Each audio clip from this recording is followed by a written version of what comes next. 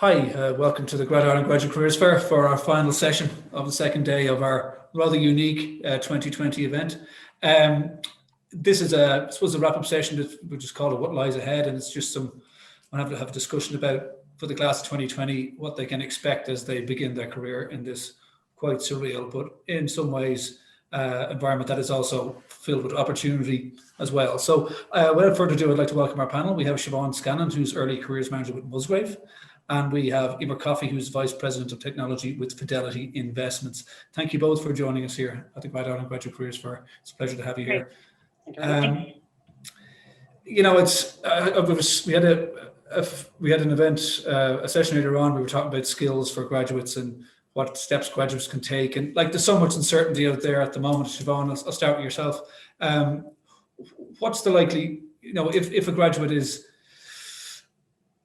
now trying to make that first step, they have their seat, they've graduated, they're ready to start their job hunt, they've maybe lost an internship, they've maybe had a graduate program delayed.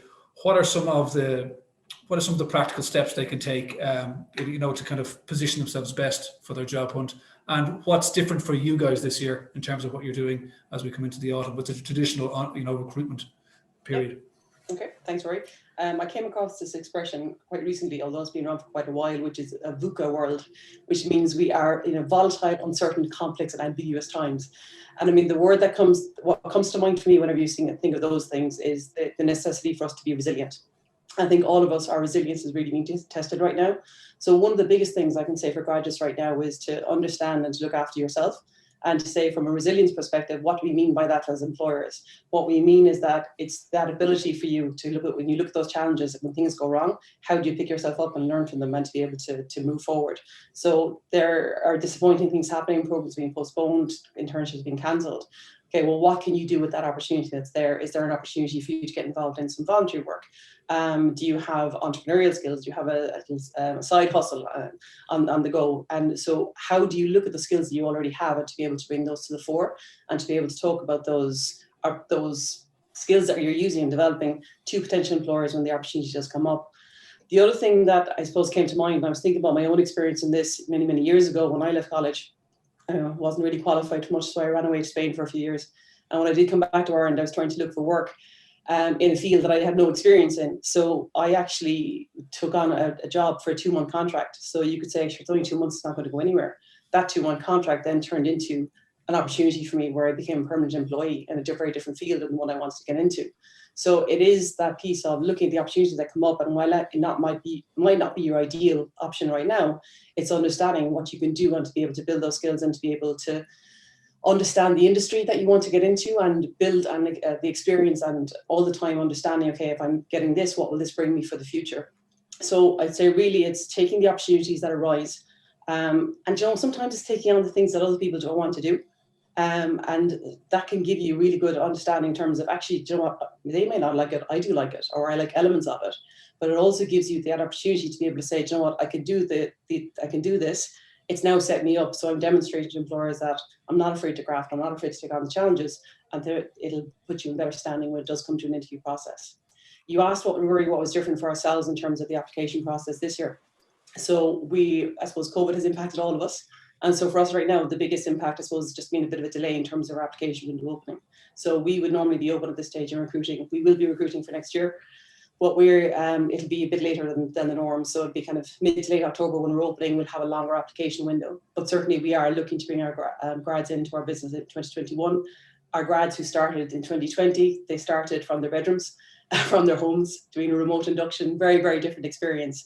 And it was really interesting because for me, it was like the first time I had done that remote induction as well. So they were well sick of me after 2 weeks, I'll tell you that. But it was learning in a different way. So It's not what you expect.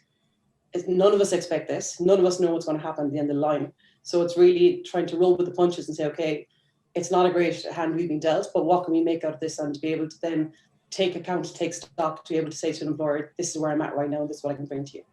Okay, thanks, Siobhan. Emer, Siobhan mentions a point there about just using this time to seize an opportunity, or not so much take a chance, but not be afraid to take an opportunity, which may seem like maybe not the step you anticipated taking, but it's a step. and it may lead somewhere. So would you kind of echo that? And just from your own point of view, what's the autumn looking like for Fidelity Investments? Yeah, it's funny when Siobhan was talking there about, you know, taking another opportunity. That's exactly what I was thinking in my head is, you know, all through our careers, you know, things come up that you don't expect, that you're like, you know what, I don't really think that would align to where I want my career to go. And I know myself personally, some of the best decisions I've made have been to branch off in a different direction. So like what I would say to people is don't be afraid to try new things. Like Siobhan said, when she came back from Spain, you know, she went into a different career. So, you know, you may be trained in IT, right? But you may not potentially be able to secure a job there. Try something else. There's always ways, there's always different avenues open to you. And I think the biggest thing, you know, these days is to have an open mind and don't be set in your ways. I think there's huge opportunity out there for people who will consider different things and make different decisions. So, you know, there's no such thing as a bad decision. It's worth trying everything. You know, try something. If it doesn't work out, you can always pivot, but at least you're trying something. So I would say having an open mind is extremely important in this like COVID times where all of our traditional avenues may not be available to you. And for us, yeah, we're, you know, we've got our LEAP program, which is our graduate recruitment program. Like Siobhan was saying, ours started in the office. They went, you know, they were in the office for a few weeks and then they've gone home, and they've been at home since.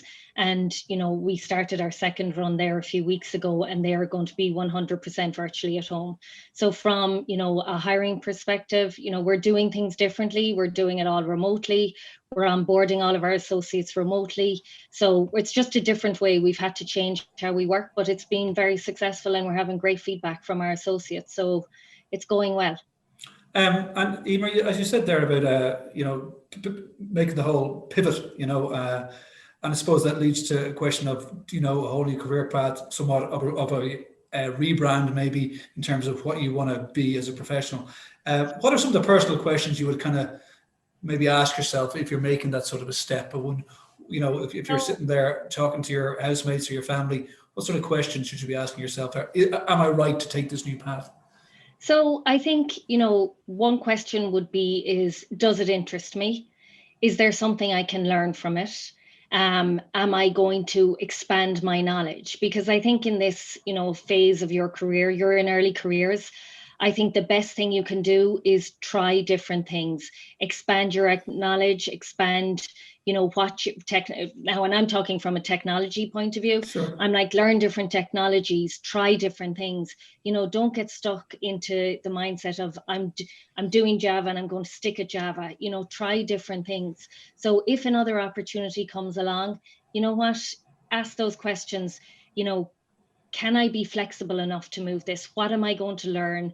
What's the outcome going to be? And I suppose, you know, if it doesn't work out, you can always change. And I think that's the good thing in your early career is to, you know, make those decisions and move around and learn new things. Siobhan, you mentioned before there about, you know, the kind of very different onboarding process that you had for your new intake of graduates.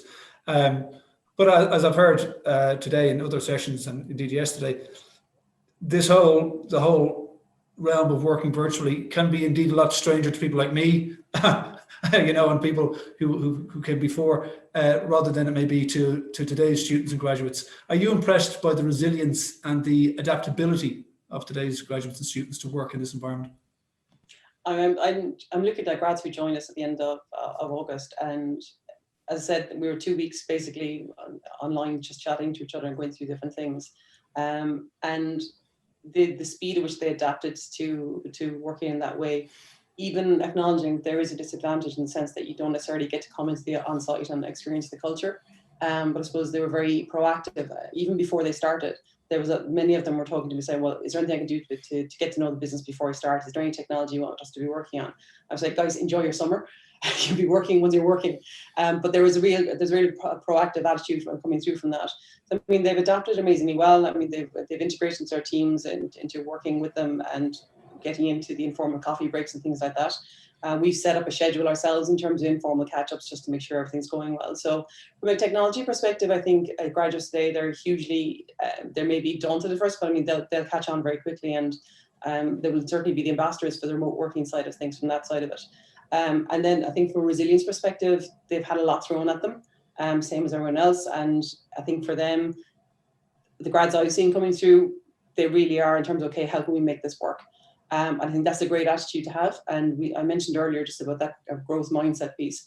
And one of the tips I would give to graduates out there, if they haven't come across this expression, growth mindset, it's a massive, it's been around for many years, but it's becoming more and more to the fore, particularly when you're going to hear it in professional forums and things like that, but the importance of the growth mindset. And it was identified by Carol Dweck. And there's some really good TED Talks on it. So even just that, to understand what we mean by growth mindset and resilience. As I said, many people have it inherently and that kind of attitude, but it's just that ability to be able to go on and to keep learning and to question. And when things go wrong, it's not the end of the world. And I mean, one of the first things we always say to our guys when they start is, okay, when you make a mistake, what are you going to do? And they're like, I make a mistake. I said, yes, you will, and it's quite all right, and it's fine, and it's normal. And look, they've adapted amazingly well. And I've full confidence that anyone who's there today is going to succeed. But what I would say is that you're going through, it's a global pandemic, yes, it's extraordinary circumstances, but people who've gone before you have had other challenges as well and have come through that. So we're here as a result of our mistakes and our triumphs. So it's what makes us at the end of the day. So take everything as a learning experience from that, and to be able to say, okay, yeah, that didn't go as I planned. What can I take away from it? Is there an opportunity for me to learn something more? As Emer said, I mean, that learning piece, I would say it's particularly about understanding yourself and your own motivators. And you mentioned that, Rory, about branding. I'm always worried about the word personal brand, because I mean, people think like, ooh, personal brand. Yeah. And funnily enough, I in the program that we deliver at the IMI, I do a piece with our graduates around personal brand. But it's about, for me, it's about understanding who you want to be as a professional in terms of what are your values? Are your values that you have aligned up with the industry and business that you want to work with? Do you have insight and a passion for what you want to do? Even if you're passionate about it, there are going to be things about it that you don't enjoy. So just suck it up. Yeah. you move on from that side of it. So I've gone off tangent as usual. But no, not at all. And I think about probably feeding, Emer, would you have any observations on what you've learned from your own intake during this period as well? And just any observation what Siobhan said there? And what's very strange is it aligns very closely to what Siobhan said, is that like the graduates these days are so resilient. They are so well used to technology that, you know, for our associates moving from the office back out to their homes, they didn't miss a beat like that. You know, we've got those virtual coffee mornings set up. I would say, you know, for anybody, you know, moving into an organization during these strange times, you know, things like that, setting up informal coffee meetings with people you're working with, you know, setting up time to meet the people you're going to be working with on a day-to-day basis, one-to-one, instead of meeting them just in team meetings. Trying to set aside that time to get to know people is what will make it much easier for you to, you know, integrate into the teams. And I also think, you know, something Siobhan said about learning and that growth mindset, it's something in Fidelity, you know, we constantly encourage is continuous learning. And especially during these times, like we don't know what's going to happen, but if you're constantly learning, if you're trying out new things, if you're doing, you know, just say if you're an analyst and you try to do programming at nighttime, you know, that's another opportunity that's opening up for you. So it's constantly trying to excel and trying to increase your knowledge of your area. I think that will stand to the graduates, but I've been wholly impressed with them so far. They've gone through a lot and they've come out with flying colours out of the other side. Very good. And sorry, just as an aside, and I meant to mention at the start of the session, we do have some questions coming through. We will factor in some time for answering the questions, so please do keep them coming in. We'll get through as many as we can. Emer, just one of the biggest sources of stress at a time like this can be the most obvious one, financial. For people starting their career, and indeed for people at any point in their career at this time, there's so much uncertainty. Would you have any basic kind of tips as to what people can do if they're, you know, working part-time while, you know, while waiting to see if they get a job, or if they're just starting off in a job, what are some basic tips that maybe we wish we knew back when you did your first job or whatever? So my first role, I graduated from UL and I moved to Boston for Fidelity, and I was working in Boston.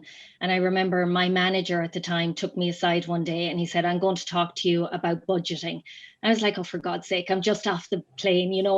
I'm here. I'm going to have a good time." And he sat me down, and it's advice he's given me is advice I give to anybody else starting off. He was saying, put money into your pension. And I nearly laughed at him. And he said, if you put in even 3 or 4% out of every paycheck, and if you do it from the start, you're not going to even notice that money. And I will tell you, at this stage, I'm very glad I did that, because it adds up and you don't even notice it coming out of your paycheck. I think the other thing that, he told us is, set a budget for yourself. So every time when you get paid, or however you're getting your, monthly allowance, take some of that money, put it into savings, because we all need it for a rainy day. There is something that is going to come along that is unexpected, and you don't want to be thrown for a loop, especially in the current environment, figuring out how are you going to afford something. So I would say every month take another percentage. It doesn't have to be a big percentage. Put it into a savings account, someplace where you can't get it. But still as well, leave yourself money to have entertainment, to enjoy yourself. But I think, thinking for your future, it sounds like it's so, forward thinking, but believe me, in about 4 or 5 years, you'll be very glad that you've started already. I know, just budgeting, putting a few percent into your pension, and you won't even notice it, but after about 10 or 20 years, you'll have a nice nest egg in there, then you'll be very, very thankful for it. Okay. Siobhan, any points that you would have? I mean, obviously you're working with people at the start of their career. They have their own, they may have to move house, they may have to, move town. What are some of the issues that you would come across, and that and how do Musgrave help people, get through those sort of questions they have? Yeah, and I think there is, for us, there's very much an awareness when people start the program that for many, it could be the first time moving away from home. It could be new city, new network, and all those things. And one of the first things we do in the induction say, look, we know this is a big time of change, so just be aware and be kind to yourself during that time. So we would, and again, we'd flag it to our managers and say, look, be conscious that they're having to take on a huge amount of information within a short period. It's a new job, a new way of working, new friends, all of these different things. So there's an awareness, firstly, from the manager, from the grads themselves, in terms of you need time to adjust. And from our perspective, we would have an employee assistance program as well, which is there to offer independent advice to all of our colleagues in relation to anything from financial advice to legal advice to anything from that. So, and it's also counselling. For the mental health side is a hugely important side as well for the grads that are going through that period. We'd also offer support in terms of coaching and just advice in terms of if they are having any challenges or problems, come and talk to us. So we regular check-ins so that we can nip it in the bud, because the one thing I would say to grads coming in is just talk to people, because you're building up. If you have something that it builds up and builds up and you think it's a massive issue, and actually, you know what, just saying it to somebody, it's half the burden. And then once you say it to us, we can find a solution towards it. Okay. Well, that's good advice. I'm just going to go through some of the questions here, because some of them are quite detailed and they're obviously specific to people's particular, point where they're at. And I was going to, I suppose, since this is the last session of the Graduate Careers Fair, it's all about practical next steps for people.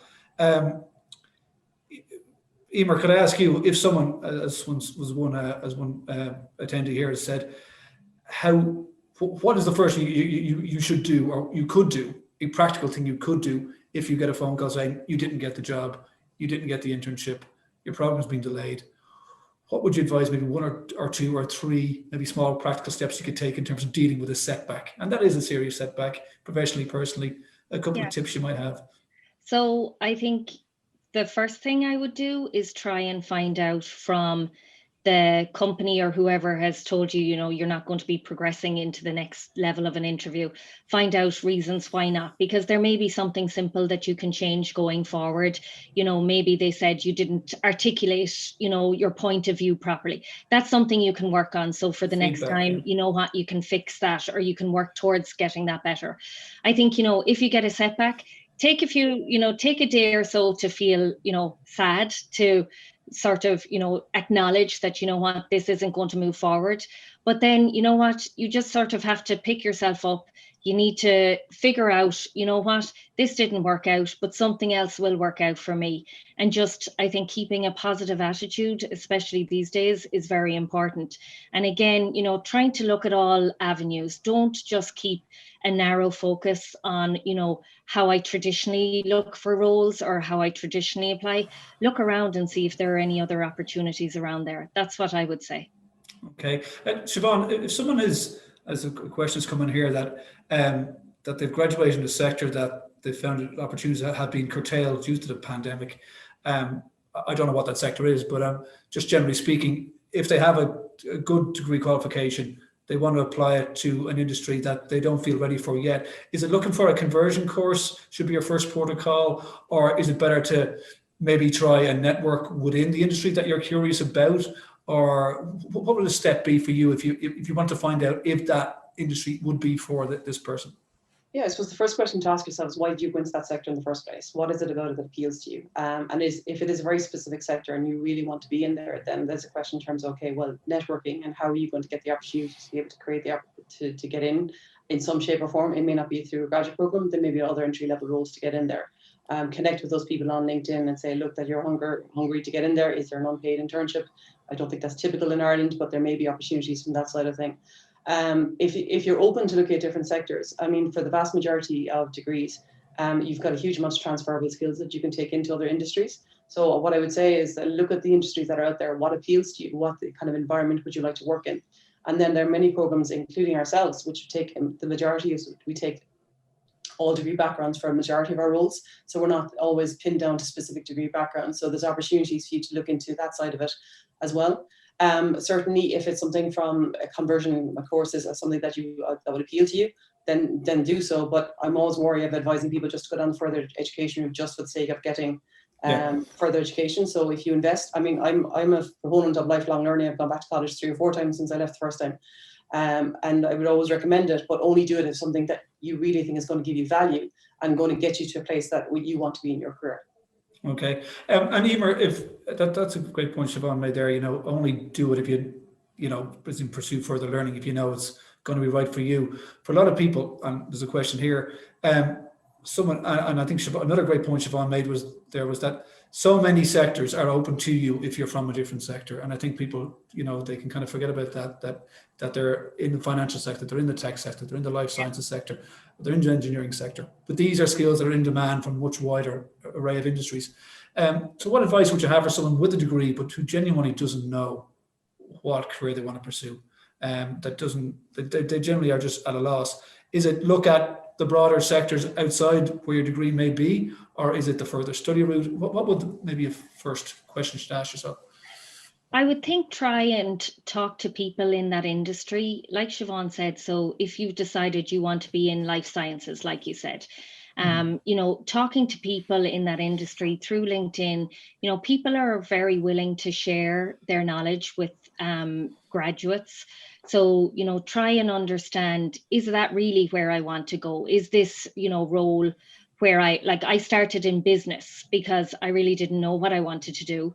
And then after business, my degree, I said, you know what, I'd like to do computers. So I went in and did a postgrad and I got into technology that way. So there are different ways to approach every industry. But I do think talking to people, like Siobhan said, you know, talking to companies saying, can I come in for, you know, a two week view to see what's going on in your company? In Fidelity, we do work experience, you know, can you come in and have a look around, see if this is something that appeals to you? So I think use your network, use your parents' network, use your friends' network, use everybody you can to try and talk to understand, is it still something you like? If it's not, if you decide, you know what, maybe I'm not that sold on it, don't be afraid to look into other options, you know, look at other avenues, or even, you know, yes, I agree with Siobhan, like going back to college is not the answer for everything. But you know what, maybe doing a postgrad or something like that may get you into the field where you want to end up. Okay, thanks very much, Emer. And listen, thanks for all these questions coming through. There's a certain amount of overlap between them, so we will be putting this recording up. And I think, you know, what Emer and Siobhan have said is the last few questions just answers the one that's come in there about, you know, going back to the drawing board and, you know, applying for new jobs from scratch. For Siobhan, another question here is, And, you know, we've talked a lot about pivots and change of direction, and ask yourself the question that, am I really going the way I want to go? And if I don't know where I want to go, how do I start deciding? But how many times should you look at changing before it can look distinctly odd on a CV? Now, I know that might not be something that's applicable to too many people in this seminar. A lot of people are at the early stage of their career, but not all. So as the question just simply says, how many times can you change a career before it starts to look bad on a CV, from your opinion? I think that traditional view of job hopping and things like that on a CV, that's an older view. I don't think it's necessarily relevant anymore. Certainly from my perspective, it's not something that I would be wary of from a CV perspective. What I would be interested in understanding is, what is the job direction? So if there's a connection there, so if I can see from a job, then you were working in this area and you got exposure to another one which led to you moving to that job. So once there's a narrative behind it and you can understand that Sure. That's a progression around that, I think that's something that's absolutely fine and acceptable. Before I joined Musgrave, I'm here 13 years now. Before that, the longest I held any one role was 2 years. And certainly it was kind of, what'll I do? Where will I go? And there was a need in terms of, you're told sometimes that you should be moving. And I would argue that point as well. So if it's something where you're in a company that you enjoy and that you feel you can progress and you can learn, you may not be moving upwards, you may be moving laterally. Don't necessarily move because you feel you're supposed to for the sake of your CV. So there's two sides. The CV in terms of the movement, no concern if there's a narrative that makes sense behind it and you're able to explain that for the role that you're going into. And then secondly, if you're in a job that you're enjoying and you're developing, you feel you're progressing from that side of it, don't necessarily think that you have to move just for the sake of moving to your CV. Okay, thanks very much. And there's one final question here that I'm going to put to both of you. And it's just, someone just said, after attending the fair this week, what do you advise I go and do now? And what would be the main thing I should focus on? So I suppose for someone who's sitting here, who's listened to the sessions, who's talked to employers, what's the next step you should take after these events? I mean, it's, you know, at the physical fairs, you know, you go home with an armful of stuff and you kind of very much know what you're going to do. Here, it can be somewhat less tangible, but hopefully they make connections and conversations that will bring rewards for them. What are the first things they should do to build on the knowledge and the connections that maybe learned at a virtual careers fair? Emer, what would be their next step? So I would say first, you know, take a day or two, sit back, review everything you've learned over the last 2 days, you know, who you've talked to, what companies you've talked to, figure out in your mind, you know, which companies appealed to you, which sectors appeal to you. And then I would say, reach out to those people that you've already talked to.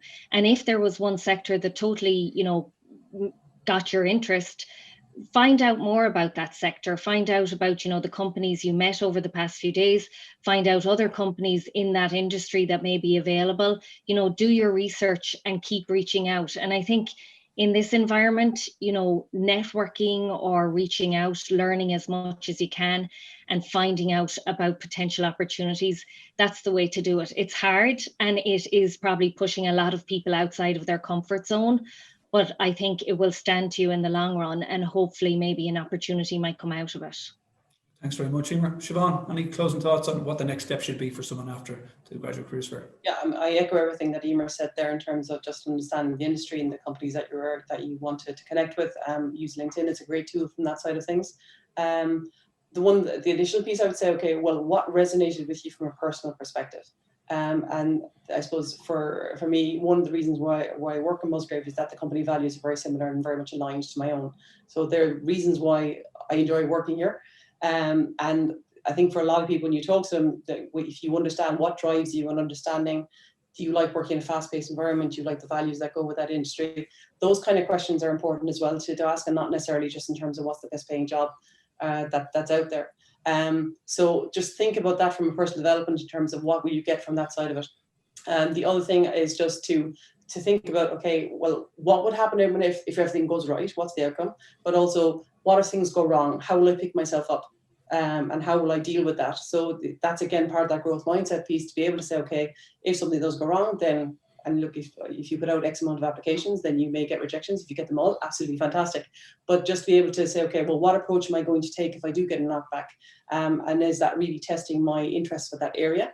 The first time I applied for Musgrave, I got an interview and I wasn't hired. So I came back a year and a half later and I got hired again. We've had graduates who've come through our process, through assessment centres, and been unsuccessful, taken the feedback and come back and applied and been successful. So I think there is a piece to be said in terms of just when things don't go your way, then okay, pick yourself up and say, right, is this something I really want? Then if so, go for it. And then okay, just learn from that. But again, it's just don't be overwhelmed by everything. just take a breath. Use the supports you have. The third level institutions have fantastic supports for students, both for career perspective, but also from counselling, all those different things. So I would just encourage you to breathe and look after yourself during this time as well. That's great, Siobhan. I suppose it's a very good way to finish it, like the whole message of do not be overwhelmed by all this, that the supports are there for you. They may not, okay, you may not have the job you want, but there's never been more resources around you in terms of the way you can reach out, the way you can build your network, build your knowledge, and that there's always a way forward. And most importantly, that you take care of yourself and that you work to a place that you're going to be happy with. I'd like to thank the panel for joining us here today. Thank you, Siobhan, and thank you, Emer, for your knowledge, for your insights, and thanks for joining us here today. It's been great having you, and wish you all the best for your future.